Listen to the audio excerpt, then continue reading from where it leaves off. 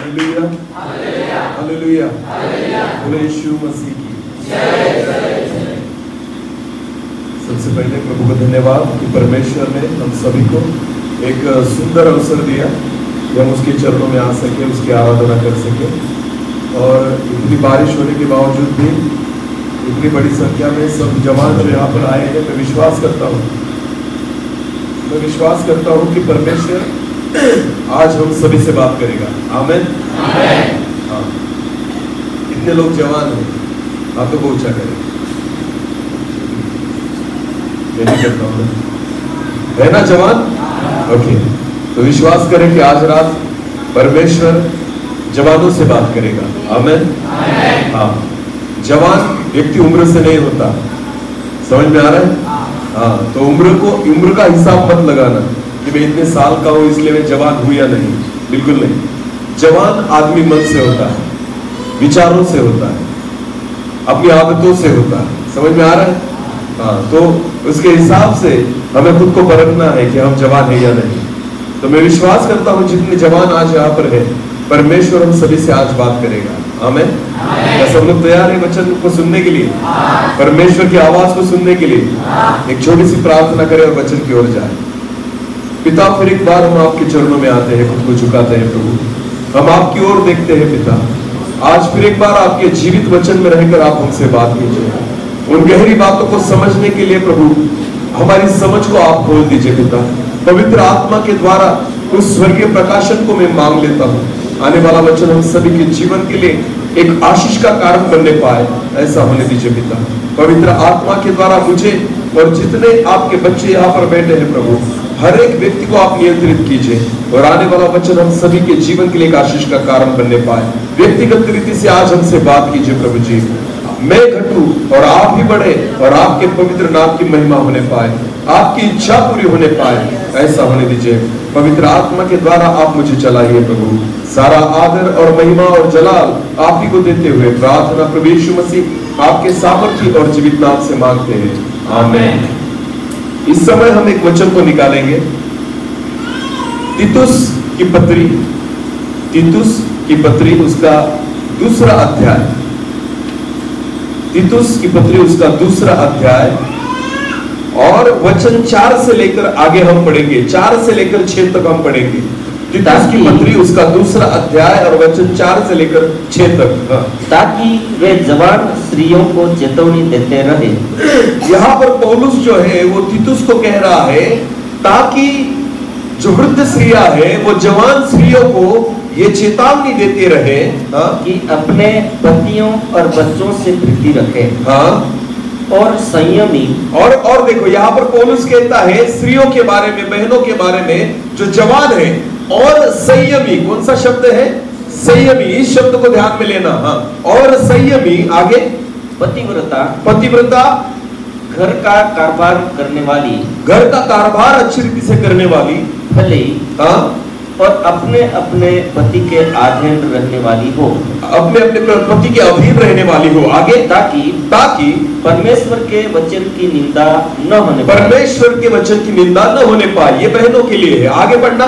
ऐसे ही जवान पुरुषों को, जितने जवान यहाँ पर है, जवान पुरुषों को समझाया कर कि संयमी हो। क्या हो? संयमी हो। बस संयमी हो। यहाँ पर एक शब्द जो है ना वो दोनों के बारे में इस्तेमाल किया गया है कि जवान स्त्रियों के बारे में भी लिखा गया है कि वो संयमी रहे, और जवान पुरुषों के बारे में लिखा गया है कि वो भी क्या रहे? संयमी रहे। संयम। आज हम देखेंगे कि परमेश्वर के वचन के द्वारा परमेश्वर हमसे बात करेगा संयम के बारे में। बोलो मेरे पीछे, संयम। हाँ, तो संयम किसे कहते हैं पता है आपको? संयम का मतलब क्या होता है? ध्यान देकर सुनना। बहुत सारे जवान यहाँ पर होंगे जो स्कूल में जाते हैं या अभी भी जाते होंगे, कॉलेज में होंगे, पढ़ते होंगे। जब आप स्कूल में जाते हो ना तो वहां पर एक यूनिफॉर्म होता है। बोलो क्या होता है? यूनिफॉर्म। पता है आपको? स्कूल का, हर एक स्कूल का एक यूनिफॉर्म होता है कि वैसे ही कपड़े पहनकर हमें कहाँ जाना पड़ता है? स्कूल में। भले आप स्कूल के बाहर फटे हुए कपड़े पहनो, फटी हुई जीन्स पहनो, तो स्कूल में कैसे कपड़े पहनने पड़ते हैं? जो स्कूल का क्या होता है? यूनिफॉर्म। अगर स्कूल में फटी हुई जींस पहनकर जाओगे तो आने देंगे? अरे बोलो हाँ या नहीं? नहीं, क्योंकि एक स्कूल की एक व्यवस्था होती है। बोलो क्या होती है? अनुशासन होता है। क्या होता है? इसकी वजह से भले हमें अच्छा लगे या न लगे, पर स्कूल में जाते वक्त हमें वही ड्रेस पहनना पड़ता है जो स्कूल का यूनिफॉर्म है। समझ में आ रहा है? इसे अनुशासन कहते हैं। बोलो क्या कहते हैं? अनुशासन।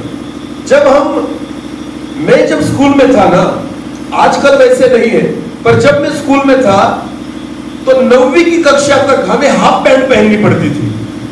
कौन सी कक्षा तक? 9वीं। मैं खुद 9वीं में जब तक था ना, हाफ चड्डी पहनकर स्कूल में जाता था। आजकल के बच्चों को आप बोलो कि 9वीं की कक्षा में हाफ पैंट पहनकर आओ, वो आएंगे? नहीं आएंगे। अभी मेरे भी बच्चे हैं जो पढ़ते हैं, अभी पता है छोटे बच्चों को भी फुल पैंट और अच्छे कोट बूट सूट में जाते हैं बच्चे स्कूल में। पर हम जब छोटे थे ना तो इतनी इतनी चड्डी पहनकर जाना पड़ता था, शर्म आती थी। पर अगर लंबी पैंट पहनकर गए ना तो बहुत मार पड़ती थी, क्योंकि स्कूल का यूनिफॉर्म था, तुम्हें वही पहनना होगा। समझ में आ रहा है कुछ?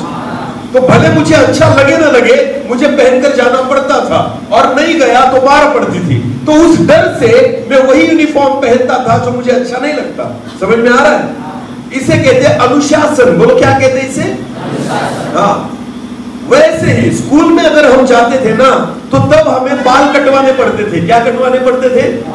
आजकल ना वैसे नहीं है, पर हमारे वक्त तो ऐसा था कि अगर आप स्कूल में जाओगे तो बड़े बड़े बाल नहीं रख सकते थे। अगर बड़े बाल रखते थे ना तो हमारे टीचर जो थे ना, हमारे बालों को खींच करके ऐसे ऐसे बालों को पकड़कर खींचते थे, क्योंकि नियम था कि आपके बाल कैसे होने चाहिए? छोटे। तो जब तक मैं स्कूल में पढ़ा ना, हमारे बाल बहुत बहुत छोटे थे, क्योंकि डर से। इसे कहते हैं अनुशासन। बोलो क्या कहते हैं? हाँ, ध्यान देकर सुनना। छोटे बाल करना, अच्छे कपड़े पहनना, सारी व्यवस्था को फॉलो करना, यह अनुशासन की बात है। जब एक बच्चा स्कूल में जाता है ना तो सारे स्कूल के अनुशासन के अनुसार चलता है। समझ में आ रहा है? पर जैसे स्कूल छुट्टी 5 बजे के बाद वो कपड़े उतारकर फेंक देगा जो स्कूल के हैं, और वो कपड़े पहनेगा जो उसे अच्छे लगते हैं। समझ में आ रहा है? उसके बाद वो हेयर स्टाइल करेगा जो उसे अच्छी लगती है। पर जब तक स्कूल में था तो स्कूल के अनुशासन में रह रहा था। जैसे स्कूल के बाहर आएगा वो अपनी इच्छा के अनुसार जीने लग जाएगा। समझ में आ रहा है? इसे कहते हैं अनुशासन। बहुत बार हम चर्च में आते हैं, चर्च में अनुशासन होता है। बोलो क्या होता है? इसीलिए आप चर्च में गंदी बातें नहीं बोलते, चर्च में आने के बाद मोबाइल पर गंदी बातें नहीं देखते, चर्च में आने के बाद एक दूसरे को गालियां नहीं देते, चर्च में आने के बाद दारू तंबाकू सिगरेट आप नहीं पीते, क्योंकि यहां पर एक व्यवस्था, एक अनुशासन होता है। हालेलुया। पर आपको पता है अनुशासन केवल चर्च में लागू होता है, पर जब आप चर्च के बाहर जाते हो और जब चर्च के बाहर आपकी जिंदगी शुरू होती है ना, वहां पर संयम की आवश्यकता होती है। बोलो किसकी आवश्यकता होती है? वहां पर पास्टर नहीं है आपको देखने के लिए, वहां पर परमेश्वर के दास 24 घंटे आपके साथ नहीं घूमेंगे। जब तक पास्टर आपके सामने होते हैं ना, आप अच्छे होते हो। जब तक पास्टर आपके सामने होते हैं ना, आप अनुशासन में होते हो। पर जैसे ही हम चर्च के बाहर पांव रखते हैं ना, हम अपनी जिंदगी जीने लग जाते हैं, हम अपने हिसाब से जीने लग जाते हैं, अपने हिसाब से खाने लग जाते हैं, अपने हिसाब से पीने लग जाते हैं। इसका एक कारण है, क्योंकि आप केवल अनुशासन को फॉलो करते हो, पर आप जब चर्च के बाहर जाते हो ना, सबसे अधिक आवश्यकता है कि आपके भीतर संयम रहे। बोलो क्या रहे? चर्च में संयम की आवश्यकता नहीं, पर बाहरी जीवन में संयम की आवश्यकता है। अगर आपके जीवन में संयम नहीं होगा तो आप पाप में गिरोगे। अगर आपके जीवन में संयम नहीं होगा तो आप परमेश्वर के विरुद्ध पाप कर सकते हो। इसलिए जो असली जिंदगी है ना हमारी, चर्च के अंदर नहीं है। वो कहा है चर्च के? बोलो कहा है चर्च के? बहुत सारे जवान जो यहां पर गीत गाते हैं ना, इनको बाहर जाकर देखना वो क्या करते हैं।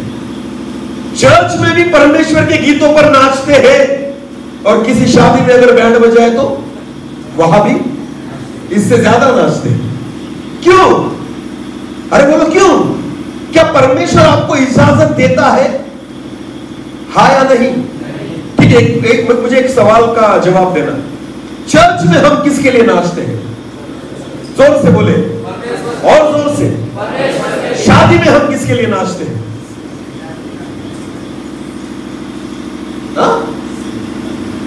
अरे बोलो फिर एक बार, चर्च में हम किसके लिए नाचते हैं? शादी में हम किसके लिए नाचते हैं? अभी ध्यान देकर सुनना। जब चर्च में आराधना होती है, आपने देखा होगा, दुष्ट आत्मा अगर किसी को लगा हो तो वो भाग जाएगा। बोलो, वो देखा है कभी आपने? हाँ या नहीं? क्योंकि दुष्ट आत्माओं को परमेश्वर की आराधना अच्छी नहीं लगती। वो आएंगे नहीं, वो क्या करेंगे? भागेंगे। सच है या झूठ? ओके। कभी आपने शादी में देखा हो, बैंड बजने लगे तो सबसे पहले एंट्री किसकी होती है? जो क्या होते हैं? कभी भी नाचने की शुरुआत वही लोग करेंगे जिन्होंने दारू, उनको बुलाना पड़ता है, फिर वो आ जाते हैं। बोलो, कौन सी आत्मा लेकर आती होगी? पवित्र आत्मा। फिर बोलो, पीछे की आवाज सुनते हैं, बैंड के गाने की आवाज सुनते हैं, पहले नाचने वाले जो होते हैं ना, वो लोग होते हैं जो दारू पीने वाले हैं। जैसे नशा में उनको वो आवाज सुनाई देती ना, उनके पैर ऑटोमेटिकली उस बैंड के पास निकल जाते। कौन सी आत्मा लेकर आई? अरे बोलो ना। तो इसका मतलब होता है वहां पर जो व्यक्ति नाचते हैं, कौन सी आत्मा से भरकर नाचते हैं? तो आप यहां पर भी नाचते हो और वहां पर भी नाचते हो, इसका मतलब यह होता है कि पवित्र आत्मा आपके जीवन में है नहीं। क्योंकि जो आत्मा से भरा हुआ व्यक्ति है ना, वो केवल प्रभु के लिए ही नाचेगा, दुष्ट आत्माओं के लिए नहीं। हालेलुया। ये तो अनुशासन है चर्च का, इसलिए आप यहां पर नाचते हो, पर आपके जीवन में संयम नहीं होता, इसलिए आप बैंड पर भी नाचते हो। जब हमारे जीवन में, आपको पता है, मैं इसलिए नाचता हूं कि प्रभु की महिमा हो। आमेन। मेरे पांव इसलिए उठते हैं कि प्रभु की महिमा हो।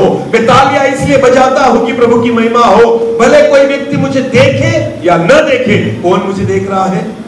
परमेश्वर। इसलिए मैं नाचता हूं। इसलिए आपको पता है, जब आप बाहर की दुनिया में होते हो, बाहर के संगीत को सुनते हो ना, अगर तब भी अगर आपके पांव हिलने लग जाए ना, तो उनको कहना चुप, हिलना नहीं, क्योंकि ये पांव केवल प्रभु के लिए नाचेंगे। और इसके लिए संयम की आवश्यकता है। बोलो, किसकी आवश्यकता है? पिक्चर के गाने सुनते सुनते अगर आपके पांव हिलने लग गए, उनको चुप करने के लिए संयम की आवश्यकता है। हालेलुया। पिक्चर के गाने सुनते सुनते अगर आप आप मोहित होने लग गए ना, उसको शांत करने के लिए आपको संयम की आवश्यकता है। हालेलुया। संयम जो होता है ना, वो खुद पर नियंत्रण करना है। आमेन। और अनुशासन जो होता है ना, वो दूसरों के डर की वजह से हम करते हैं, पर संयम जो होता है ना, वो हम खुद को डांटते हैं। नहीं, मैं नहीं करूंगा, नई चीज को मैं नहीं छूऊंगा, इसे मैं नहीं खाऊंगा, इसे मैं नहीं पीऊंगा, ये चीज मैं नहीं करूंगा। इसे क्या कहते हैं? संयम। बोलो, क्या कहते हैं? और पौलुस जो है वो तीतुस को कहता है कि जो जवान पुरुष है ना, संयमी रहे। बोलो, क्या रहे? जो जवान बहने हैं ना, वो क्या रहे? संयमी रहे। खुद को नियंत्रित कीजिए। आमेन। क्योंकि आपकी धार्मिकता चर्च के अंदर नहीं दिखती, आपकी धार्मिकता जगत में दिखनी चाहिए। बोलो, कहां पर दिखनी चाहिए? हाँ, मैं कितना धर्मी हूं यहां पर नहीं, आप जगत में जब होते हो ना, तब देखना जरूरी है। मुझे एक बात बताइए, यूसुफ नामक एक लड़का, एक जवान लड़का अपने बाप के साथ रहता था। उसके बाप का नाम था याकूब।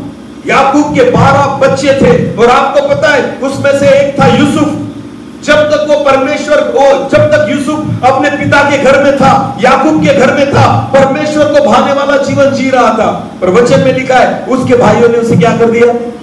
बेच दिया। बोलो, क्या कर दिया? अभी वो कहा गया है? मिस्र में। बोलो, कहा गया? एक दूसरे देश में बेच दिया है। अभी देखने के लिए उसका बाप वहां पर, उसके भाई वहां पर, कोई भी उसका रिश्तेदार उसको नहीं देख रहा है। पता है आपको, एक जवान लड़का जिसको एक गुलाम करके बेच दिया है, और पोतीफर नामक एक व्यक्ति के घर में उसको वहां पर पनाह मिली, वो वहां पर गुलामी कर रहा है। हम वचन को पढ़ेंगे, उत्पत्ति की पुस्तक उसका 39 अध्याय, उत्पत्ति उसका 39 अध्याय वचन 1 से लेकर आगे। उत्पत्ति उसका 39 वचन 1 से लेकर आगे। तब यूसुफ मिस्र में पहुंचाया गया, तब यूसुफ जो है वो मिस्र में पहुंचाया गया। तब पोतीफर नामक एक मिस्री ने, जो फिरौन का हकीम और अंगरक्षकों का प्रधान था, उसको इस्माइलियों के हाथ से जो उसे वहां ले गए थे मोल लिया। पोतीफर ने यूसुफ को खरीद लिया अपने घर में, एक गुलाम करके खरीदा। आगे, यूसुफ अपने मिस्री स्वामी के घर में रहता था और यहोवा उसके संग था। अभी ध्यान देकर सुने, यूसुफ कहां पर रहता था? उसके मालिक, उसके स्वामी के घर में, पोतीफर के घर में यूसुफ रहता था और परमेश्वर उसके साथ था। ध्यान देकर सुनना, अभी एक गुलाम है, तो गुलाम जो है पोतीफर का है, तो उस घर में किसकी चलती होगी? यूसुफ की या पोतीफर की? क्योंकि मालिक कौन है? पोतीफर। तो यूसुफ को अगर सुबह उठना है तो कितने बजे उठना है, ये कौन डिसाइड करेगा? बोलो, यूसुफ या मालिक? कौन सा काम करना है, ये कौन डिसाइड करेगा? यूसुफ या मालिक? क्या खाएगा तू, ये कौन डिसाइड करेगा? समझ में आ रहा है? रात को कितने बजे सोएगा, ये कौन डिसाइड करेगा? सारी चीजें मालिक डिसाइड करेगा। हालेलुया। एक अनुशासन है उसके जीवन में, सुबह से उठने से लेकर, काम करने से लेकर रात को सोने तक उसको अपने मालिक की आज्ञाओं के अनुसार चलना है। एक अनुशासन में था। हालेलुया। जब जब उसका मालिक उसको देखता है ना, यूसुफ काम कर रहा होता है। जब जब उसका मालिक उसको देखता है ना, यूसुफ अपनी जिम्मेदारियों को पूरा करते होता है, क्योंकि यूसुफ को पता है मैं गुलाम हूं और वो मेरा मालिक है। हालेलुया। तो उस मालिक की वजह से वो एक अनुशासन में काम करता था। हालेलुया। और परमेश्वर उसके साथ होने की वजह से परमेश्वर ने यूसुफ के मालिक को आशीषित किया। आमीन। आगे पढ़ना। और यहोवा उसके संग था, इसलिए वो भाग्यवान पुरुष हो गया। और यूसुफ के स्वामी ने देखा कि यहोवा उसके संग रहता है, और जो काम वो करता है उसको यहोवा उसके हाथ से सफल करता है। किसने देखा? यूसुफ के स्वामी, उसके मालिक ने देखा कि जिस काम को यूसुफ करता है ना, अच्छी रीति से करता है, क्योंकि परमेश्वर उसके साथ है। आमीन। यानी उसके मालिक की नजर किसकी ओर है? हर वक्त किसकी ओर है? यूसुफ की। हर काम वो करता है, कैसे करता है? बहुत अच्छी रीति से करता है। हर काम में परमेश्वर उसको आशीष देता है। इसका मतलब है, जब पोतीफर देखता था ना यूसुफ को काम करते वक्त, उसको समझ में आता था कि हर कामों को परमेश्वर आशीष करता है। हालेलुया। ध्यान देकर सुने, यूसुफ को पता था कि उसकी मालिक की नजरें उस पर है, और इसलिए सारी जिम्मेदारियों को वो बहुत विश्वास योग्यता के साथ पूरी करता था। हालेलुया। इसे कहते हैं अनुशासन, कि मालिक मुझे देख रहा है, इसलिए मुझे सारे काम अच्छी रीति से करने होंगे। आमीन। और इसलिए वो करता भी था, प्रभु उसको आशीष देता था। पर अब आगे जाकर ऐसा हुआ, हम एक वचन को पढ़ेंगे, 6 वचन से आगे पढ़ना, 6 वचन से आगे। इसलिए उसने अपना सब कुछ यूसुफ के हाथ में यहाँ तक छोड़ दिया कि अपने खाने की रोटी को छोड़ वह अपनी संपत्ति का हाल कुछ न जानता था। ध्यान देकर सुनना। अभी जब पोतीफर ने देखा कि ये सारे काम अच्छे करता है, तो उसने उस पर भरोसा रखा। बोला, क्या रखा? अभी भरोसा कैसे रखा पता है? अब मैं इस पर नजर नहीं रखूंगा, सारी जिम्मेदारियां मैं यूसुफ को सौंप दूंगा। समझ में आ रहा है? अब तक वो देखता था हर कामों में वो कैसे काम करता है, पर जब उसका भरोसा बैठ गया ना, तो पोतीफर ने क्या सोचा? अब मैं देखूंगा नहीं, सारी जिम्मेदारियां उसको सौंप दूंगा। आमीन। अभी मैं उस पर नजर नहीं रखूंगा, अभी मैं उसके कामों को नहीं देखूंगा, क्योंकि मुझे भरोसा हो चुका है कि वो सारे काम अच्छी रीति से करता है। अभी ध्यान देकर सुनना। तो उसको सारी जिम्मेदारियां पोतीफर ने दे दी। आगे पढ़ना। यूसुफ सुंदर और रूपवान था। बोलो बोलो, यूसुफ कैसा था? सुंदर और रूपवान, दोनों चीजें बहुत मायने रखती है। हालेलुया। यूसुफ क्या था?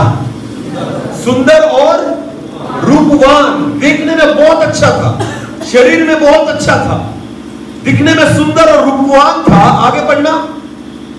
इन बातों के पश्चात ऐसा हुआ कि उसके स्वामी की पत्नी ने यूसुफ की ओर आंख लगाई। अभी ध्यान देकर सुने और कहा, अब तक कौन उस पर आंख लगाया था, कौन उस पर नजरें लगाया था? पोतीफर, उसका मालिक। पर मालिक को भरोसा हो गया कि ये विश्वास योग्य है, तो मालिक ने सोचा अब सारी जिम्मेदारी उसको सौंप देता हूं। आमीन। पर अब बाइबल में ऐसा लिखा है, उसके बाद ऐसा हुआ कि वो घर के सारे काम करता था, वो सुंदर था और वो एक रूपवान था। अभी उस मालिक की पत्नी ने उस पर आंखें लगाई। किसने आंखें लगाई? अभी देखने वाला दूसरा है।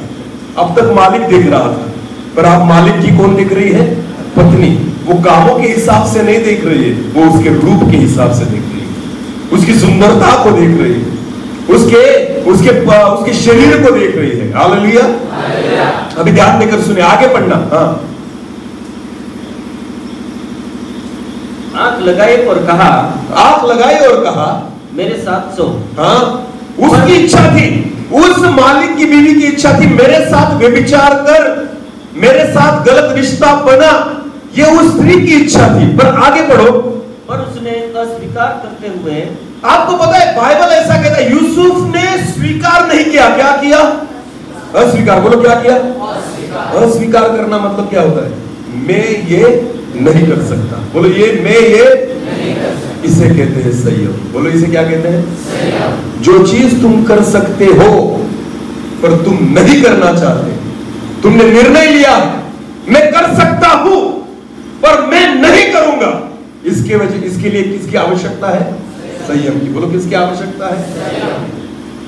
हर व्यक्ति दारू पी सकता है पर मैं नहीं पीऊंगा, इसे कहते हैं। हर व्यक्ति व्यभिचार कर सकता है पर मैं नहीं करूंगा, इसे कहते हैं। हर व्यक्ति मोबाइल पर गंदी बातें देख सकता है पर मैं नहीं देखूंगा, इसे क्या कहते हैं? समझ में आ रहा है?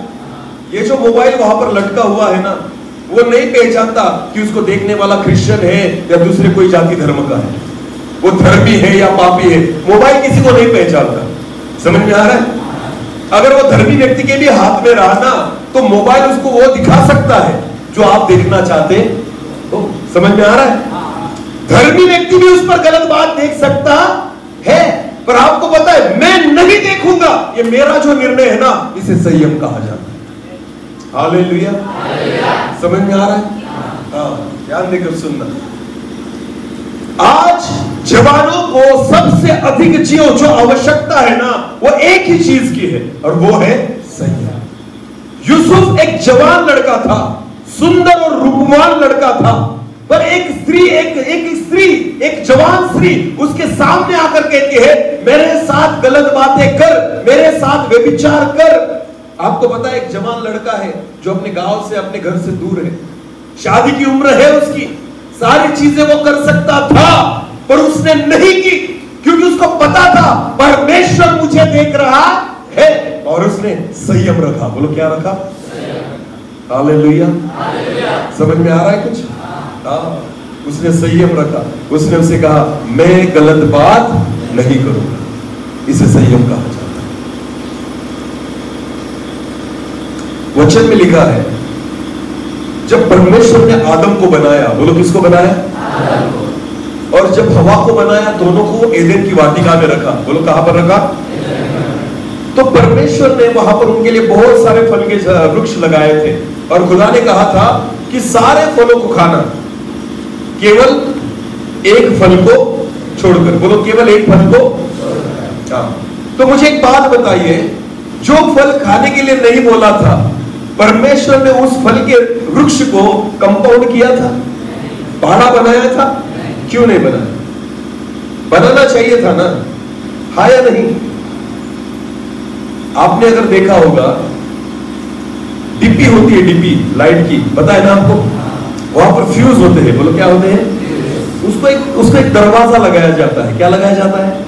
क्यों लगाया जाता है? क्योंकि कोई भी जाकर वहां पर हाथ और लगाया तो क्या होगा? करंट लगेगा। बोलो क्या होगा? और व्यक्ति मर सकता। इसके वजह से वहां पर क्या लगाया जाता है? दरवाजा, बोलो क्या? परमेश्वर को पता था अगर इस फल को उन्होंने खाया तो आदम को खुदा ने बोला था तू उस दिन क्या होगा? मरेगा। बोलो क्या होगा? तो वो फल उनके लिए धोखादायक था, बराबर है ना? फिर भी परमेश्वर ने उस फल को बाड़ा नहीं बनाया, कंपाउंड नहीं बनाया। क्यों? क्यों? क्योंकि परमेश्वर चाहता था तुम अनुशासन में नहीं, तुम संयम में रहो। हालेलुया, समझ में आ रहा है? अनुशासन में नहीं। परमेश्वर हम पर जबरदस्ती नहीं करना चाहता। परमेश्वर चाहता है कि हम अपनी इच्छा से उसकी आज्ञाओं को माने। हालेलुया। परमेश्वर की आज्ञाएं हमारे जीवन में जबरदस्ती नहीं है। परमेश्वर चाहता है कि हम अपनी इच्छाओं से उसकी आज्ञाओं को मानना शुरू करें। हालेलुया। इसीलिए परमेश्वर ने उस फल को बाड़ा नहीं बनाया, उसको ऐसे ही खुला छोड़ दिया। और खुदा ने कहा था मत खाना। बोलो क्या करना? आज भी परमेश्वर ने वैसे ही किया। हम जिस जगत में रहते हैं ना, पाप खुले हैं। बोलो पाप कैसे है? प्रभु ने कहा है तुम उसको नहीं छूना। समझ में आ रहा है? बाड़ा बनाया पाप के लिए? नहीं बनाया है। नहीं। क्रिश्चियन लोगों के मोबाइल में गंदी बातें नहीं आ सकती? अरे बोलो ना। कौन वीडियो उसमें नहीं आ सकती? आ सकती है। पर बाड़ा किसको बनाना होगा? आप खुद को बाड़े में रखे। बोलो किसको बाड़े में रखे? हमें अपने अगल बगल में बाड़ा बनाना है कि हमें पाप न छुए। हालेलुया। हमें कौन न छुए? हवा से किसने बात की? हवा से किसने बात की? हाँ, जोर से बोले। सांप ने। और सांप के भीतर कौन था? कौन बात कर रहा था?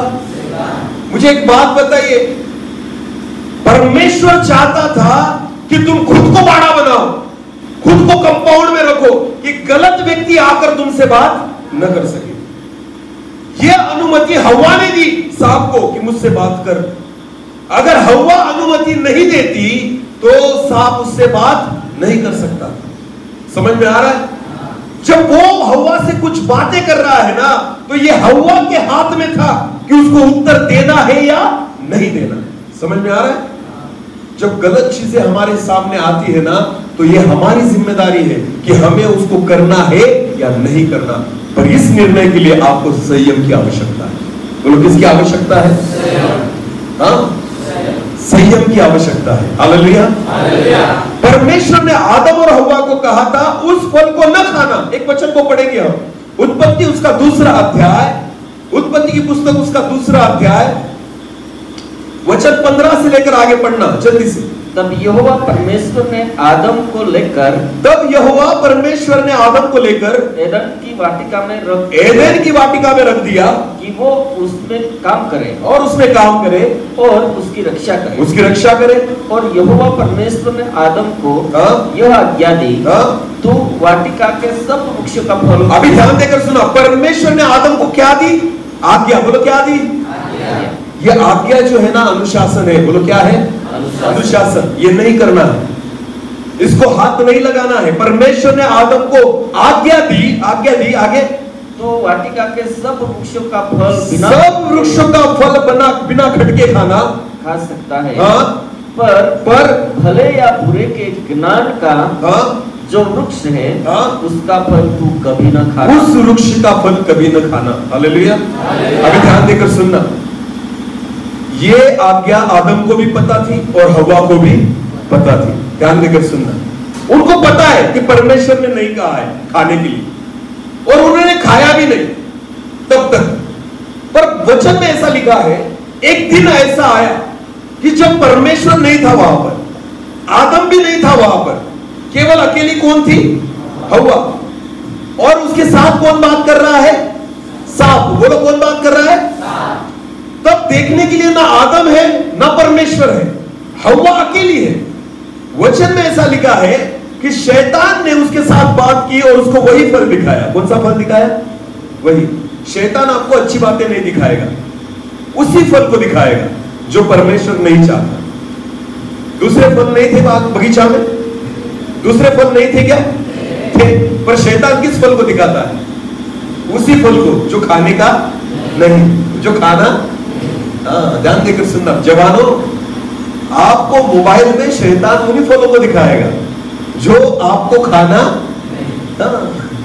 इसलिए आप देखते दूसरी चीज हो पर आता दूसरा ही है वहां पर। हम सर्च दूसरी वीडियो को करते हैं पर अचानक गंदा वीडियो आप सामने आ जाता है, क्योंकि शैतान चाहता है कि आप उस फल को देखें जो खुदा नहीं चाहता आप देखें। समझ में आ रहा है? अरे बोलो। ये जवानी बहुत डेंजरस होती है, ध्यान देकर सुनना। अच्छे अच्छे फंस जाते हैं इसमें। शैतान को पता है आपकी कमजोरी क्या है, शैतान को पता है आपकी कमजोरी क्या है, इसलिए वो वही फलों को दिखाएगा, उन्हीं चीजों को दिखाएगा जो परमेश्वर नहीं चाहता कि आप करें। शैतान ने उसे कहा, क्या उस फल को खाने के लिए नहीं कहा है परमेश्वर ने? उसी फल की ओर हवा की नजरें उसने गड़ा दी, उसी फल की ओर देखने के लिए उसको मजबूर कर दिया। पढ़ेंगे उत्पत्ति उसका 3 अध्याय वचन 1 से लेकर आगे। उत्पत्ति उसका 3 अध्याय वचन 1 से लेकर आगे। यहोवा परमेश्वर ने जितने बनेले पशु बनाए थे उन सब में सर्प धूर्त था। उन सब में सांप जो था वो धूर्त था। बोलो क्या था? धूर्त था। धूर्त का मतलब क्या होता है? फंसाने वाला, जिसके मन में कुछ अलग होता है और दिखाता कुछ अलग है। समझ में आ रहा है? उसे क्या कहा जाता है? धूर्त। बोलो क्या कहा जाता है? इस दिनों में ना हमारे साथ एक ऐसी चीज है वो बहुत धूर्त है। हम सभी के पास एक ऐसी चीज है वो जो क्या है? धूर्त है। कौन सी? ब्रदर दिखाई कौन सी? मुझे एक बात बताइए, जवान लोग बैठे यहां पर, आप फेसबुक पर आपका अकाउंट क्यों है? क्यों है? किससे मिलने के लिए? दोस्तों से, आया नहीं? अरे बोलो तो सही। फेसबुक का मतलब हमें तो पता ही नहीं, ऐसा कुछ है? सबको पता है फेसबुक क्या है, पता है ना? ओके, तो फेसबुक किसके लिए होता है? कि हम एक दूसरे के साथ क्या करें? फ्रेंडशिप, दोस्ती करें, हाँ ना? इंस्टाग्राम किसके लिए? कि एक दूसरे के साथ क्या करें? अरे बोलो रे, दोस्ती, हाँ या नहीं? पर मुझे एक बात बताइए, फेसबुक का मतलब होता है कि हम फ्रेंडशिप करें, दोस्ती करें एक दूसरे से। पर जब आप आज के दिनों में फेसबुक ओपन करते हो ना, दोस्ती कम और दुश्मनी ज्यादा नजर आएगा। शैतान ऐसे ऐसे वीडियो, ऐसी ऐसी क्लिप, ऐसे ऐसे फोटोज वहां पर है, ये इतना धूर्त है ना, होता कुछ और है और दिखाता कुछ और है। हम चाहते हैं कुछ और देखना पर सामने वाला दिखाता कुछ, इसे कहते हैं धूर्त होना। बोलो क्या होना? पर एक धूर्त को हम अपने जेब में लेकर घूम रहे हैं। मैं दे दूंगा। एक धूर्त को इन दिनों में हम अपने जेब में लेकर, सबसे ज्यादा इसको बचने, इससे बचने की जरूरत है। हालेलुया। ये ऐसा एक प्राणी है जो आपके हाथ में है, जो कभी भी आपको पाप में गिरा सकता है, कभी भी आपको परीक्षा में डाल सकता है। हम देखना तो कुछ अलग चाहते हैं पर यह दिखाता कुछ अलग ही है। समझ में आ रहा है? बहुत बार हम YouTube पर परमेश्वर के वचनों को ढूंढते हैं, मैसेज कि कहां पर संदेश मिलेगा, अचानक एक गंदा वीडियो सामने आ जाता है। फिर हमारा मन कहता है चलो देख तो लेते क्या है। मुझे सीधा बात करने में बहुत अच्छा लगता है, घुमा फिरा कर क्या करूं आपसे बात, क्योंकि ये बातें होती है हमारे जीवन, आया नहीं? तो जब हमारे सामने गंदा वीडियो आता है ना, तब उससे बचने के लिए संयम की आवश्यकता है। बोलो किसकी आवश्यकता है? अधनंगे कपड़े पहनकर अगर एक लड़की हमारे सामने आ जाए ना, उससे नजरें घुमाने के लिए संयम की आवश्यकता है। किसकी आवश्यकता है? संयम की आवश्यकता है। जितना लड़कों के लिए है ना, उतना लड़कियों के लिए भी जरूरी है, क्योंकि पाप हर एक के लिए एक जैसा ही होता है। पहला पाप आदम ने नहीं किया, किसने किया? अरे बोलो किसने किया? हव्वा ने किया। तो सबसे ज्यादा आवश्यकता किसको है? फिर पढ़ेंगे, हम पढ़ेंगे, वचन को पढ़ेंगे। दूसरे वचन से पढ़े 3 और 2, उत्पत्ति 3 और 2। स्त्री ने सर्प से कहा, स्त्री ने सर्प से कहा, इस वाटिका के वृक्ष के फल हम खा सकते हैं, पर जो वृक्ष वाटिका के बीच में है उसके फल के विषय में परमेश्वर ने कहा है कि ना तो तुम उसको खाना और न उसको छूना। अभी 6 वचन को पढ़ेंगे ब्रदर। अंत जब स्त्री ने देखा कि, वचन में ऐसा लिखा है, जब ये सारी बातें हो गई उसके बाद हव्वा ने देखा कि उस वृक्ष का फल खाने के लिए अच्छा, उस वृक्ष का फल खाने के लिए अच्छा और देखने में मनभाव, और देखने में कैसा है? बोलो बोलो, देखने में कैसा है? मुझे एक बात बताइए, पाप जो होता है वो खाने में कैसा होता है? ये जो फल था ना, ये पाप का फल था। बोलो किसका फल था? पर वहां पर लिखा है, हवा कहती है ये फल खाने में कैसा है? अरे बोलो ना, अच्छा। और दिखने में? दिखने में मनभाव का मतलब क्या होता है? जो मुझे आकर्षित कर ले। बोलो क्या कर ले? इसका मतलब होता है पाप कैसा लगता है? अच्छा। और कैसा दिखता है? कैसा दिखता है? सुंदर, मनभाव, आकर्षित। पाप गंदा नहीं दिखता। शैतान, लोगों को लगता है शैतान का मतलब क्या? जिसके 2 सींग है, लाल आंखें हैं और लाल जबान है, वो शैतान है। बिल्कुल नहीं, शैतान गंदा नहीं दिखता, शैतान सुंदर है। बोल कैसा है? पाप कैसा है? इसलिए तो पाप में गिरते हैं ना लोग। अगर पाप सुंदर नहीं दिखता तो कोई गिरता नहीं। समझ में आ रहा है कुछ? पाप अगर सुंदर होता ना तो कोई नहीं गिरता। आजकल के जवान क्यूट मूवीज पर हीरो और हीरोइंस को देखते हैं। क्यों उनको वो अच्छे लगते हैं? क्योंकि पाप जो है ना वो दिखने में कैसा है? अरे बोलो ना, कैसा है? सुंदर। अगर किसी जवान को कोई हीरोइन अच्छी लगती है तो क्या आप उसको बहन मानते हो?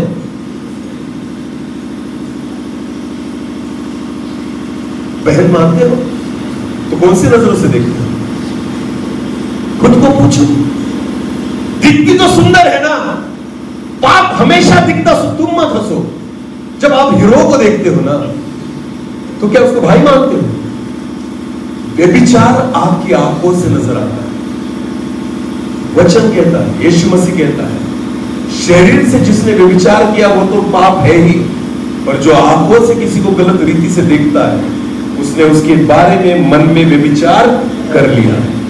एक ही पाप है, ध्यान देकर सुनना। गलत चीजें देखने से खुद को रोकना संयम की आवश्यकता है। हालेलुया। मुझे मूवीज नहीं देखनी, ये वही व्यक्ति कर सकता है जिसमें संयम है। मैं पिक्चर नहीं देखूंगा, वही व्यक्ति कर सकता है जिसमें संयम है। मैं ऑनलाइन नेटफ्लिक्स वगैरह यूज नहीं करूंगा, वही कर सकता है जिसमें संयम। मैं फेसबुक पर नहीं रहूंगा, वही कर सकता है जिसमें संयम। मैं इंस्टाग्राम पर रील्स नहीं बनाऊंगा, वही कर सकता है जिसमें संयम। बाकी लोगों में संयम नहीं है। ध्यान देकर सुनिए। हम केवल कहते हैं कि हम मसीह हैं। जो मसीह होता है ना, उसमें सबसे बड़ी बात संयम होना आवश्यक है। हालेलुया। सारी पब्लिक एक स्त्री को मार रही थी, पत्थर मारने वाली थी। आपको पता है वो एक ऐसी औरत थी जिसको व्यभिचार करते हुए पकड़ा गया था। समझ में आ रहा है? सारे लोग जितनी भी वहां पर भीड़ थी ना, सब उसको व्यभिचारी की नजर से देख रहे थे कि ये गंदा काम कर रही थी, और सारी आंखें उसको गंदी नजर से ही देख रही थी। उन सारी भीड़ में केवल 2 आंखें ऐसी थी जिन आंखों में उसके लिए दया थी, जिन आंखों में उसके लिए करुणा थी, जिन आंखों में उसके लिए क्षमा थी, जो आंखें उसको बच्ची के रूप में देख रही थी, और वो आंखें थी यीशु मसीह। हालेलुया। बाकी सारी आंखों में व्यभिचार बड़ा भरा पड़ा था, बाकी सारी आंखों में गंदगी भरी पड़ी थी। केवल मेरे यीशु की आंखें थी जिन आंखों में उसके लिए दया, प्यार और क्षमा नजर आ रही थी। हालेलुया। ये तभी संभव है जब आपके जीवन में संयम। हालेलुया। यूसुफ के सामने से एक औरत आ रही थी और उसको कह रही थी मेरे साथ सो जा, मेरे साथ गंदा काम कर, पर यूसुफ कहता है मैं नहीं करूंगा। इसे कहते हैं संयम। हालेलुया। भले पाप हमारे सामने आकर खड़ा हो जाए, पर मैं कहूंगा मैं नहीं करूंगा। इसे कहते हैं संयम। और इसलिए तीतुस को कहता है पौलुस अपनी कलीसिया में जितने जवान है ना, उनको कहे तुम में संयम होना आवश्यक है। हालेलुया। जवानों, अगर तुम्हारे जीवन में संयम होगा ना, मैं तुम्हें विश्वास के साथ कहता हूं, विजय तुम्हारी ही है। हालेलुया। परमेश्वर उन्हीं लोगों को यूज करता है, इस्तेमाल करता है जिनमें संयम है। आमेन। क्योंकि एक संयमी व्यक्ति कुछ भी कर सकता है, शैतान को हरा सकता है, शैतान के सामने वो कभी नहीं झुकेगा। समझ में आ रहा है? क्योंकि संयम ही आपको जय दिलाता है। हालेलुया। समझ में आ रहा है कुछ? नामान नामक व्यक्ति एलिशा के पास आया, उसको कोढ़ था। बोलो क्या था? कोढ़। और वो आया था सुनकर कि यहां पर जो नबी है वो परमेश्वर उसके साथ है और शायद वो मुझे चंगा कर सकता है।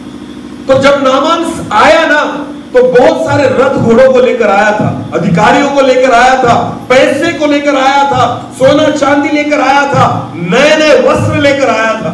किसको देने के लिए? एलिशा को। बोलो किसको देने के लिए? तब तक नहीं दिया जब तक चंगा नहीं हुआ। वचन कहता है एलिशा ने उसको कहा, एक काम कर, यरदन में जा और कितनी बार डुबकी लगा? 7 बार। उसको गुस्सा आया और उसके सेवक ने उसको समझाया और फिर नामान गया और उसने यरदन में 7 बार डुबकी लगाई। जब उसने 7वीं बार डुबकी लगाई और बाहर निकला तो उसका कोढ़ पूरी रीति से चंगा हो चुका था। हालेलुया। तो नामान खुश हो गया। तो नामान ने क्या किया?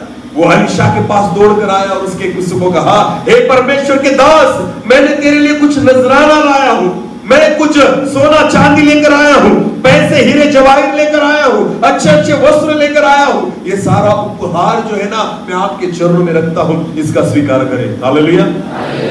एलिशा ने लिया? एलिशा ने स्वीकार किया? क्यों? उसके जीवन में क्या था? संयम। बोलो क्या था? गलत चीजों को हाथ नहीं लगाओ।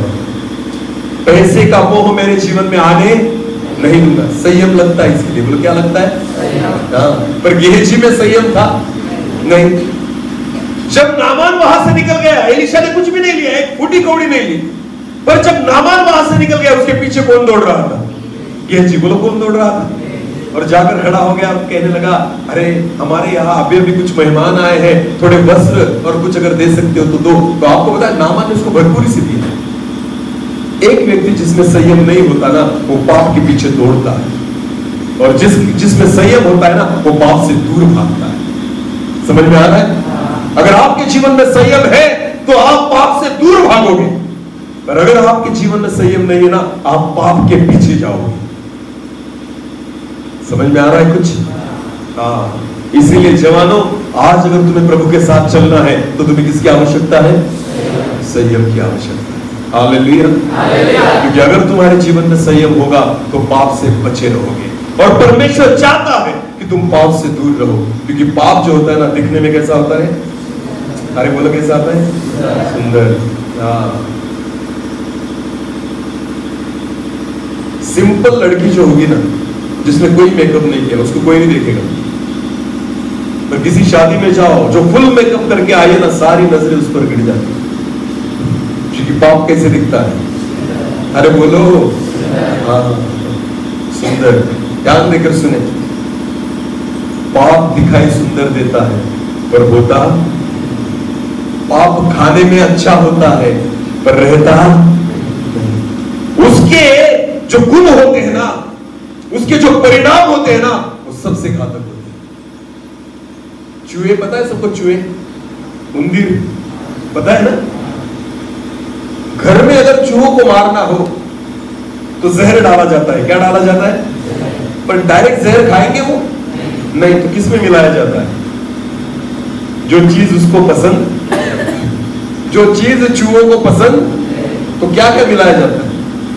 बोम्बिल पता है ना? बोम्बिल, उसको जहर लगाया जाता है। बोलो क्या लगाया जाता है? और पिंजरे में या कहीं पर रख दिया जाता है। क्यों? क्योंकि चूहों को वो पसंद, उस सुगंध से वो चूहे उस बोम्बिल के पास आते हैं और खा लेते हैं। और उसको क्या लगा होता है? जहर। बोलो क्या लगा? उनको लगता है मैं बोम्बिल खा रहा हूं, पर एक्चुअली वो क्या खा रहे हैं? और खाने के बाद पता चलता है, अरे अब तो मुझे तकलीफ होने लग गई, और थोड़ी ही देर में वो मर जाते। समझ में आ रहा है? वैसे ही शैतान को पता है इन चूहों को पकड़ना है तो क्या रखना होगा? समझ में आ रहा है? हाँ, कुछ भी नहीं रखेगा वो, वही रखेगा जो आपको पसंद, हाँ, जो आपको पसंद है। वो आपकी कमजोरी को जानता है, इसलिए वो वही चीजें आपके सामने लेकर आएगा जो आपकी कमजोरी है। तुम्हारे पिता नहीं जानते, तुम्हारे माँ बाप नहीं जानते, तुम्हारे दोस्त नहीं जानते, पर परमेश्वर जानता है और शैतान भी जानता है। आपको पता है वचन में लिखा है, इज़राइल का परमेश्वर ना कभी सोता ना कभी ऊँघता है, वैसे ही शैतान भी कभी सोता ना कभी ऊँघता, वो भी दिन रात जागा हुआ रहता है। और किसको देख रहा है? अरे बोलो, किसको देख रहा है? उसकी नजरें किसकी ओर होती है? जो दारू पीकर घूम रहे हैं ना, उनके पीछे शैतान नहीं घूमता। जो तंबाकू खाकर घूम रहे हैं ना, उनके पीछे शैतान नहीं घूमता। जो व्यभिचार करके पाप में पड़े हैं ना, उनके पीछे शैतान नहीं घूमता। जो चर्च में बैठे हैं ना, उनके पीछे घूम रहा है, क्योंकि उसको पता है ये स्वर्ग में जाने वाले, वो तो ऑलरेडी, हाँ, तो उनके पीछे क्यों अपना टाइम वेस्ट करेगा? उसको पता है ये जो है ना, मुझे इनको चुराना है, मुझे इनको नाश करना है, इनको मारना है, इसलिए शैतान की नजर किसकी ओर है?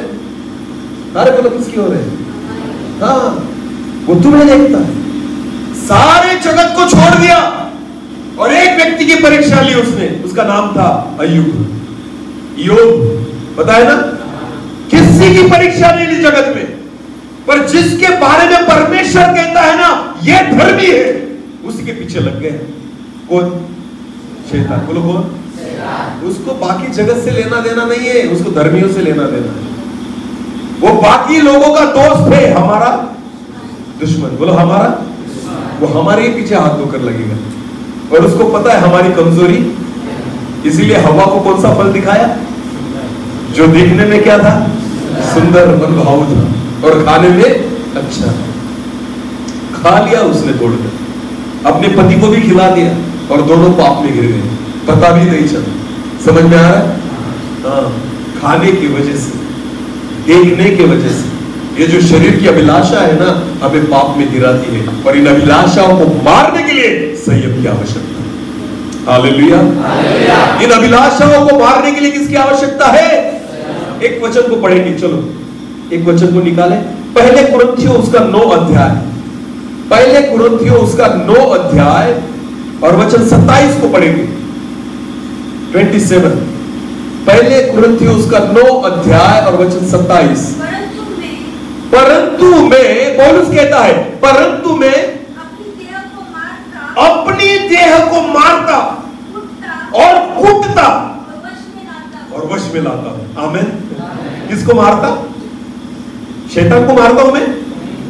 शैतान को कूटता हूं? नहीं। मैं किसको मारता हूं? पौलुस कहता है। अरे बोलो ना, गुजराती में पढ़े ब्रदर, चलो। પણ હું મારા દેહનું દમન કરું છું, हाँ, તથા તેને વશ રાખું છું, हाँ, રખેને બીજાઓની સુવાર્ત પ્રગટ કર્યા इसमें थोड़ा कम लिखा है, यह हिंदी में बहुत अच्छा लिखा है। दो चीजें लिखी है वहां पर, इसमें एक ही लिखी है। हाँ, फिर एक बार पढ़ना। परंतु मैं अपनी देह को मारता। पहली बात क्या है? मारता हूं। किसको मारता हूं? अपनी देह। खुद को मारना आसान है या मुश्किल? अरे बोलो ना, खुद को मारना आसान है या मुश्किल? अभी इस ब्रदर को मैंने चिमटी ली तो आसान है या मुश्किल? मेरे लिए आसान है या मुश्किल? और उसको कहा मुझे चिमटी ले, उसको मैंने कहा मुझे चिमटी ले, तो क्या है, आसान है या मुश्किल? खुद को अगर तकलीफ होगी ना तो मुश्किल है। हालेलुया। और दूसरों को देना आसान है। मुझको अगर कोई गाली दे तो अच्छा लगेगा, पर मैं जब दूसरे को देता हूं तो अच्छा है। अच्छी बातें किसके लिए सुनना अच्छा लगता है? अच्छी बात दूसरों के बारे में या खुद के बारे में? हाँ? अच्छी बातें किसके बारे में सुनेंगे? और गलत बातें किसके बारे में सुनना अच्छा लगता है? दूसरों की ना। वाह, दूसरों के बारे में गलत बातें करो, हाथी जैसे बड़े काम कर देंगे, और खुद के बारे में अच्छी बातें बोलो, हाँ तुम बहुत अच्छे हो, बहुत अच्छा लगता है सुनने। ध्यान देकर सुनिए। पर पौलुस कहता है मैं खुद की देह को मारता हूं। हमारा सबसे बड़ा दुश्मन कौन है? हाँ, जोर से बोले, कौन? हाँ, कौन? कौन? मोबाइल रिचार्ज कौन करता है? बोलो बोलो जल्दी। शैतान। यूट्यूब पर गंदी बातें कौन देखता है? फेसबुक का अकाउंट किसने बनाया? शैतान। तंबाकू की पुड़ी कौन खरीद के देता है? शैतान। दारू के गुत्थे पर कौन लेकर जाता है? वहां का बिल पेमेंट कौन करता है? अरे बोलो रे। लड़कियों के पीछे कौन भागता है? आई लव यू वाले मैसेज कौन भेजता है? कम उम्र में भगाकर कौन लेकर जाता है? अरे बोलो रे। बैंड की ताल पर कौन नाचता है? शैतान। सारा तुम करते हो और दोष किस पर लगाते हो? अरे बहनों, बच्चियों, लिपस्टिक कौन लगाता है? अरे बोलो। हेयर स्टाइल कौन करता है? शादी के दिन है ना, लड़कियां जो होती है ना, इतना मेकअप करती है दुल्हन, इतना मेकअप करती है कि दूल्हा जिंदगी भर उस लड़की को ढूंढता है जो उसके फोटो में थी। वो कहता है कि पूरी जिंदगी निकल गई, ये मुझे कभी मिली नहीं, वो केवल मंडप में ही थी। समझ में आ रहा है? क्योंकि 3-3 लेयर लगाए थे मेकअप के। रात को धुलने के बाद सुबह में असलियत पता चली। समझ में आ रहा है? इतना भी मेकअप मत करो कि खुदा भी ना पहचाने। कितने लोगों को विश्वास है कि यीशु मसीह आने वाला है? सच में आएगा? ओके। तो यीशु मसीह आपको पहचानता है, हाँ या नहीं? पहचानता है? चेहरे को पहचानता है? अगर इतना भी मेकअप मत करो कि खुदा भी ना पहचाने जब आएगा। उसको हमारा असली चेहरा जो उसने बनाया है ना पता है, पर तुम खुद को इतना भी मेकअप मत कर दो कि जब यीशु आएगा ना वो खुद पहचान नहीं पाएगा, यही मेरी बेटी है। मैंने तो इतने लाल ओठ बनाए, ये तो बहुत करके बैठी है। अरे तुम मुर्गों जैसे खड़े बाल मत करो, वरना खुदा तुमको भी नहीं पहचानेगा। परमेश्वर ने इतने अच्छे काले काले बाल दिए हैं, मुर्गियों जैसे बाल मत करो लंबे लंबे और लाल लाल, वरना कोई मुर्गा समझ के काटेगा तुम्हें एक आध दिन। समझ में आ रहा है कुछ?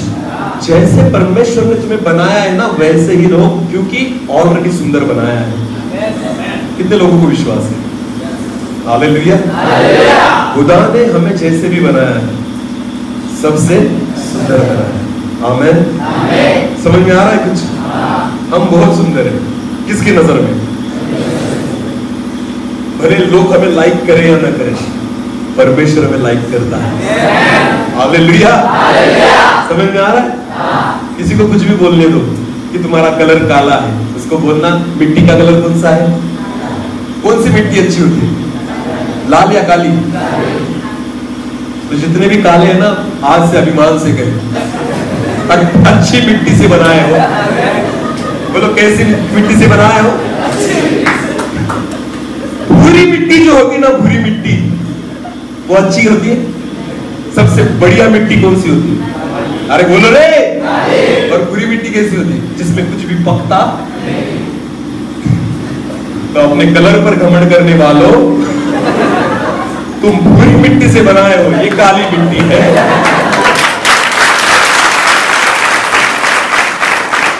ये सारी तालियां काली मिट्टी वालों की है। बोलो यीशु मसीह की। हालेलुया।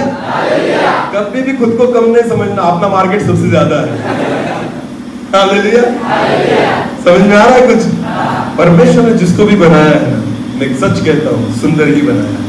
हालेलुया। यहाँ पर मेरी बच्चियों की उम्र की कुछ बेटियां बैठी है, ऑलरेडी आप सुंदर हो, जरूरत नहीं ज्यादा सजने की। उल्टा ज्यादा सच के आपकी ओरिजिनलिटी को आप खत्म कर देते। आप जैसे हो सुंदर हो। आमीन। अगर खुदा ने आपको काले बाल दिए ना, उसको लाल मत करो, क्योंकि उसको पता है आपके बाल कैसे आप पर सूट होंगे। समझ में आ रहा है कुछ? हाँ। पर हम खुदा को बोलते हैं तुझे नहीं आता इसलिए लाल करके इसको कहते कलर करना। तुझको नहीं आया इसलिए मुझे करना पड़ रहा है। इधर फुटबॉल का ग्राउंड, इधर क्रिकेट का ग्राउंड और बीच में जंगल। ऐसी हेयर स्टाइल है आजकल के बच्चों। हाँ? 2-4 चिड़िया रह जाएंगी तुम्हारे यहाँ पर बालों में, अंडे देकर निकल जाएगी, फिर भी तुम्हें पता नहीं चलेगा। इतने भी बाल मत बढ़ाओ कि खुदा न पहचाने। समझ में आ रहा है? इन सारी चीजों के लिए एक ही बात जरूरी है, वो क्या है? अगर आपके जीवन में संयम है ना, खुद को रोकेंगे। पौलुस कहता है मैं खुद को मारता हूँ। किसको मारता हूँ? हमारा सबसे बड़ा दुश्मन शैतान नहीं, हम खुद है। बोलो कौन है? खुद है। क्योंकि मोबाइल में रिचार्ज मैं खुद करता हूँ, गंदी बातें मैं खुद देखता हूँ, दारू में खुद पीता हूँ, तंबाकू में खुद खाता हूँ, व्यभिचार में खुद करता हूँ, लड़कियों के पीछे में खुद भागता हूँ, सारी गलत बातें मैं खुद करता हूँ। तो सबसे बड़ा दुश्मन मैं हूं। इसलिए पौलुस कहता है मैं खुद को मारता हूं, मैं खुद की देह को मारता हूं आगे और कूटता हूं। बोलो क्या करता हूं? कूटता। ए चुप, किसको बोलना है? खुद को। बोलो किसको बोलना है? नहीं देखूंगा। चुप, खुद को बोलो। नहीं देखूंगा मैं पिक्चर। खुद को डांटो, कूटो।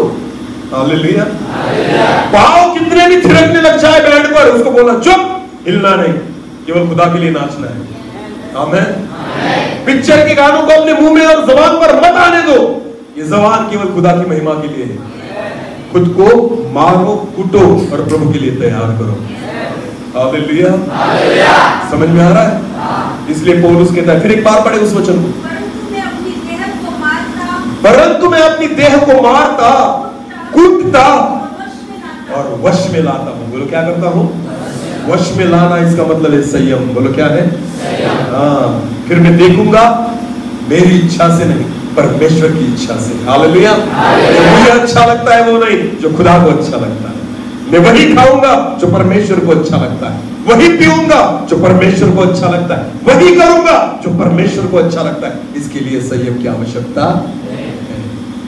और इसलिए पौलुस जो है वो कहता है कि तुझसे जवान पुरुषों को कहे कि वो संयमी रहे। आमेन। और जवान स्त्रियों को भी कहे कि तुम्हारे जीवन में संयम होना आवश्यक है। सभी के लिए संयम की आवश्यकता है। और संयम जो होता है ना, अकेले में दिखाई पड़ता है। हाँ, पब्लिकली नहीं, कहा अकेले में।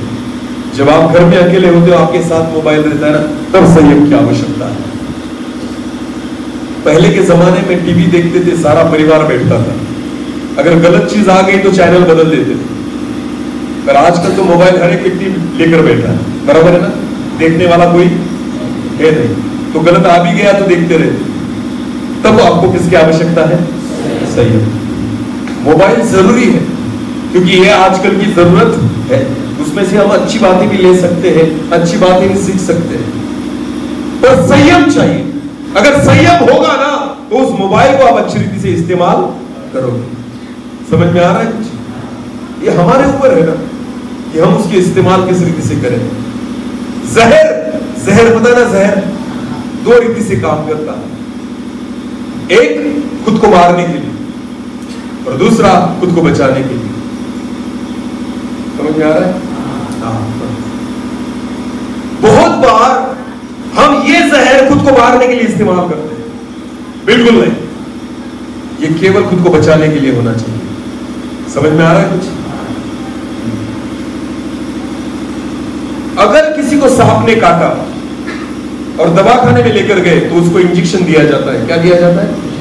आपको पता है वो इंजेक्शन किससे बनता है? उसी सांप के जहर से। उसी सांप के जहर को निकाल के उसका इंजेक्शन बनाया जाता है। एंटीडोट कहते हैं वो उसे। यानी जहर को कौन मारता है? जहर। जो जहर आपको मार सकता है वो आपको बचा भी सकता है। ये आपके ऊपर है उसका इस्तेमाल कैसे करना है। समझ में आ रहा है? इसी रीति से जगत में रहते समय जो फैसिलिटीज हमें मिली है, जो सुविधाएं हमें मिली है ना, वो आपको बचा भी सकती है और आपको मार भी सकती है। अगर आपके जीवन में संयम है तो बचोगे और वो आपके लिए आशीष का कारण बनेगी। आमेन। और अगर संयम नहीं होगा तो वो आपको लेकर डूबेंगे और आपको नाश तक लेकर जाएंगे। खुदा चाहता है संयम में बने रहे। हालेलुया। समझ में आ रहा है कुछ? मेरे ख्याल से वक्त यहाँ पर हो चुका है, मैं ज्यादा आगे नहीं जाना चाहता क्योंकि इतनी बारिश में इतने जवान आए। मैं प्रभु को धन्यवाद देता हूँ। जितने लोग यहाँ पर आए ना, आप सबको प्रभु आशीषित करेगा। बोलो आमेन। चाहते हो ना आशीषित हो ना? हाँ, छोड़ दो सारी गंदी बातें आज से। मैं भी पापी था, मैंने सारी गंदी बातें की है मेरे जीवन में। मैं बहुत दारू पीता था, मैं तंबाकू खाता था, मैं सिगरेट पीता था, सारी गंदी चीजें करके देखी है मैंने मेरी जिंदगी में। मैं प्रभु को धन्यवाद देता हूँ कि उसने मुझे बचाया। आमेन। हाँ, वो जो व्यक्ति था ना, जो दारू पीने वाला, खाने वाला था, उसको मार डाला मैंने, कूट डाला मैंने, वो खत्म हो गए। और जो आपके सामने खड़ा है वो नया है। हालेलुया। अगर मुझ जैसे पापी को खुदा आपके लिए खड़ा कर सकता है तो आपको नहीं बचा सकता? आपको इस्तेमाल नहीं कर सकता? हाँ, परमेश्वर के लिए सब कुछ संभव। हाँ, एक चरवाहे को उठाकर उसने इजराइल का राजा बना दिया, एक गुलाम को उठाकर मिस्र का अधिपति बना दिया, एक गुलामी में पड़ा हुआ दानियल जो था वो बाबिलोन में एक अच्छा अधिकारी बन गया। हालेलुया। इनके पास अच्छी डिग्रियां नहीं थी, इनके पास खुदा था, इनके पास जीवित परमेश्वर था और इसलिए परमेश्वर ने उनको ऊंचा उठाया। आमेन। विश्वास करें, जितने जवान यहाँ पर बैठे हैं, अगर आप चाहते हो कि प्रभु आपको आशीषित करे तो परमेश्वर के साथ विश्वास योग्य रहे। आमेन। संयमी रहे, गलत बातों को छुइए मत, गलत बातों को देखिए मत, गलत बातों को खाइए मत और गलत बातें सोचिए मत। समझ में आ रहा है? जब आप गलत बातों से खुद को दूर रखेंगे, संयम की आवश्यकता है, संयमी रहेंगे, मैं विश्वास के साथ कहता हूं यहाँ पर बैठे हुए हर एक जवान को खुदा उसकी महिमा के लिए इस्तेमाल करेगा। आमेन। शायद तुम में से भी कोई एलिशा के समान सेवा करे, कोई पौलुस पतरस के समान सेवा करे, कोई यूहन्ना याकूब के समान सेवा करे। हो सकता है तुम्हारे द्वारा परमेश्वर अद्भुत कामों को कर ले। बोलो आमेन। क्या परमेश्वर के लिए कुछ असंभव है? मुझे कभी सपने में भी नहीं लगता था मैं प्रभु की सेवा करूंगा। दारू पीने वाला व्यक्ति कभी सपना देखेगा मैं सेवा करूंगा ऐसा? अरे बोलो नहीं। जो खुद पापों में पड़ा था, जो तंबाकू की गुलामी में था, जो सिगरेट की गुलामी में था, क्या वो सपना देखेगा मैं प्रभु के लिए कुछ कर सकता हूं? बिल्कुल नहीं। ये मेरा सपना नहीं था, ये मेरे परमेश्वर का सपना था। हालेलुया। परमेश्वर ने आपके लिए बड़े सपने देखकर रखे हैं, बड़ी बड़ी योजनाओं को करके रखा है। विश्वास करें, आप संयम में बने रहे, खुदा उन योजनाओं को आपके जीवन में पूरी करेगा। हालेलुया। परमेश्वर चाहता है कि आपको, हर एक व्यक्ति को परमेश्वर उसकी महिमा के लिए इस्तेमाल करे। बस वचन कहता है, जैसे तीतुस को पौलुस ने कहा कि जवानों को कह कि तुम संयमी बनो। आमेन। अगर तुम संयमी बनोगे तो परमेश्वर की योजनाओं को और उसके अद्भुत कामों को अपने जीवन में अनुभव करोगे। हालेलुया। इस समय हम अपनी आंखों को बंद करें और हर एक व्यक्ति हम प्रार्थना में जाए। हर एक व्यक्ति अपनी आंखों को बंद करे। Thank you Jesus. और हो सके तो जितने जवान है अपने घुटनों पर आए, हम परमेश्वर को अपना जीवन समर्पित करें। आज खुदा आपकी ओर देख रहा है, वो आपको नाम से पहचानता है। ये समय है कि अपने जीवन को हम परमेश्वर के हाथों में सौंपें। हम परमेश्वर से कहें, प्रभु हाँ मैं आपके चरणों में आता हूं, आप हमें स्वीकार करें, हमारे जीवन को हम इस्तेमाल करें। प्रभु संयम से हमें भरे, हमारे देह स्वभाव को हम मिटाएं, हमारी गलत आदतों को हम मिटाएं, हम आपकी आत्मा से भरे प्रभु और आपकी महिमा के लिए उपयोग में आए। ऐसा होने दीजिए।